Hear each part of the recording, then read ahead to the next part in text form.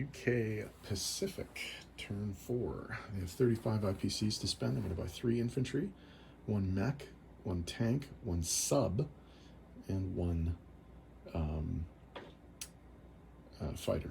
They have 2 attacks to make, and they will be, 3 attacks to make, and they will be attacking the transport in Sea Zone 41 with the fighter from India. They will be attacking Yunnan with 2 infantry from Shan State, 1 mechanized infantry, and 1 tank from India. The 3rd attack that they're going to make is an amphibious assault, technically, and they're going to be picking up 1 infantry from Transjordan, loading it onto this transport, and liberating Alexandria from the Italians, which obviously we won't need to roll because it's a walk-in. So we do have to roll some dice, so I'll set the board up in just a sec. Okay, the attack on Sea Zone 41 is an auto kill, but the Japanese transport Hikawa Maru is being sunk by the British fighter.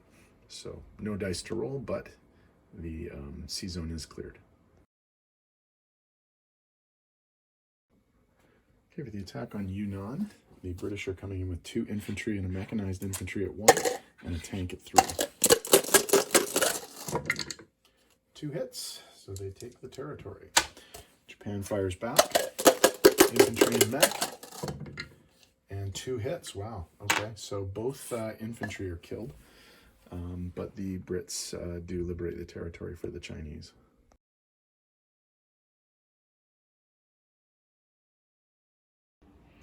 Okay, in terms of non-combat, we'll start with the Australian forces. All of the forces in New South Wales are going to move north to Queensland, so that's this stack of infantry, the 2 anti-aircraft, and the fighter are going to move to Queensland. The transport in Sea Zone 62 is going to go to 54.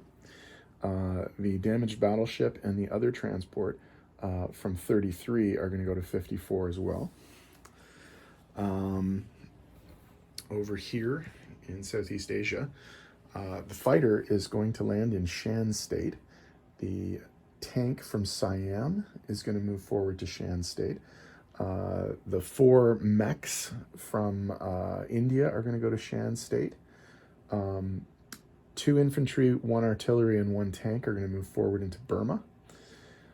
And then over here in Africa and the Mideast, one of the transports is going to move 3 spaces over to Sea Zone 79 over here.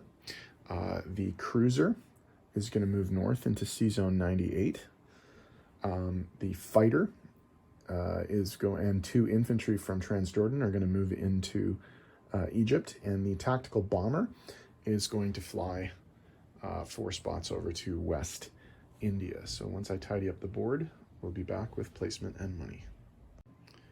Actually, I'm rethinking one move. This transport, instead of moving to Sea Zone 79, is going to move north into Sea Zone 98 to be with the other transport and the cruiser.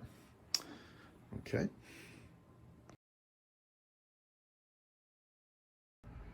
Okay, so for placement of new units, the new sub is going into Sea Zone 39. The new fighter is going into India.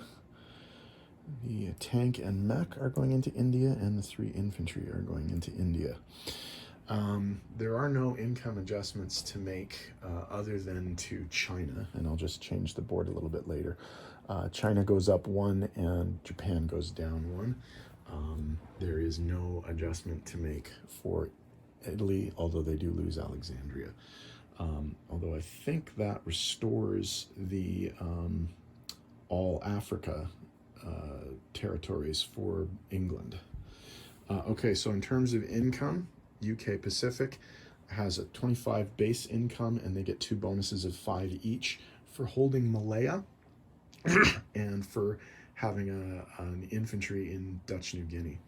So Japan is going to be up next. We'll see what they do with their dwindling forces. So we'll see what happens. They're facing threats from the Americans, they're facing threats from the British, they're facing threats from the Chinese, they're definitely facing threats from the Russians.